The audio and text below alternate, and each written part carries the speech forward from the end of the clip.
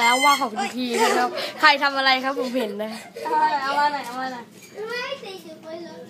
คุณพีเขาทักมาสักทีครับโอเคครับคุณพีครับจะทำอะไรหมากครับเมื่อกี้ผมเห็นคุณพีมาอยู่นะครับได้ดูคุณพีกันนะครับนะนอนลงนี่ครับนี่ครับคุณพีเขาพี่ผีก็มานี่คือถังเงินนะครับหันมาไหมนี่คือไอ้ทองหยอดมันนะครับส่วนนี้ก็คือใครครับพลอยเซอร์ซาใช่ไหมครับแล้วนี่ก็คือปากคอทองสตังค์ไมค์ครับนะครับไอ้ทางเงินส่วนนี้ก็คือพี่โฟบอกว่าน้องไหมครับส่วนนี้คือทองหยอดอะไรดีครับ